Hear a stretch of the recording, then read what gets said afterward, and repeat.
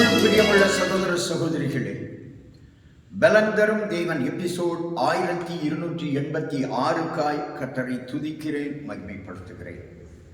இந்த நாளிலும் சங்கீதம் 146 7வது வசனத்தை நான் உங்களுக்காக வாசிக்கின்றேன்.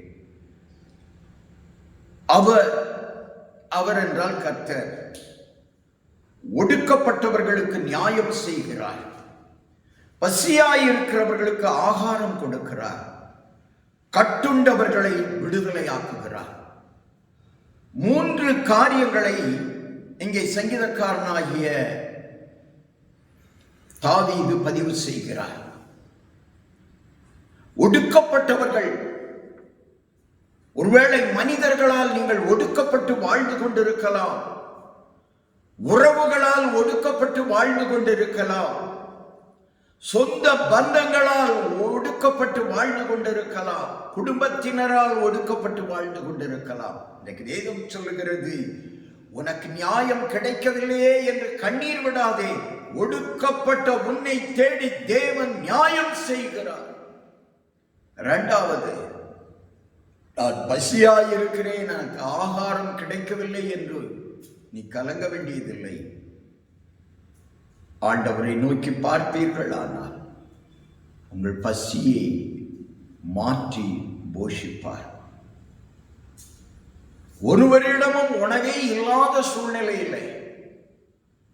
ஒரு சிறுவன் கரத்தில் இருந்த 5 அப்பமும் 2 மீனும் 5000 பேருக்கு மேலாக போஷிக்கத்தக்க வல்லமை கர்த்தரிடத்திலே இருந்தது, இயேசுவிடத்திலே இருந்தது.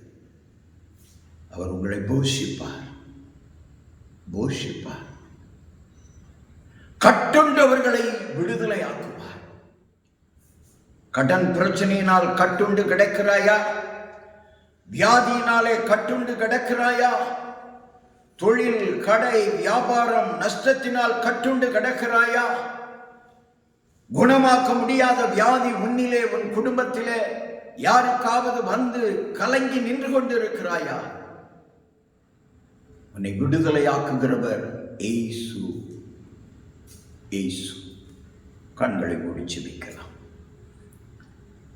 நேசிக்கிற நல்ல தகப்பனே, ஒடுக்கப்பட்டவர்களுக்கு நியாயம் செய்கிறவரே, ஒடுக்கப்பட்டு வாழ்கிற மகனே, மகளே, சகோதரனே, சகோதரியே, உனக்கு நியாயம் கர்த்தரிடத்திலிருந்து வரப்போகிறது. ஆகாரமின்றி தவிக்கிறாயா? கூப்பிடுகிற காக்கை குஞ்சுகளுக்கு ஆகாரம் கொடுக்கிற தேவனுடைய வல்லமை உன்னை போஷிப்பது அவருக்கு லேசான காரியம். கட்டுண்டு கிடக்கிறாயா? உன்னை கர்த்தர் இன்றைக்கு இந்த வார்த்தையை கேட்டுக்கொண்டிருக்கிற அந்த க்ஷணத்திலேயே உன்னை விடுதலையாக்குகிறார். இன்றைக்கு நீ உன் வியாதியிலிருந்து விடுதலை, கடனில் இருந்து விடுதலை, கட்டுகளில் இருந்து விடுதலை, கட்டுகளை அறுத்து எறிகிறார். நீ விடுதலையாவாய். இயேசு விடுவிக்கிறார். அவரிடத்தில் வாருங்கள், ஜெபியுங்கள், விடுதலை பெறுவீர்கள், போஷிக்கப்படுவீர்கள், நியாயம் பெற்றுக் கொள்வீர்கள். இயேசு கிறிஸ்துவின் நாமத்தில் ஜெபிக்கிறேன் பிதாவே, ஆமென்.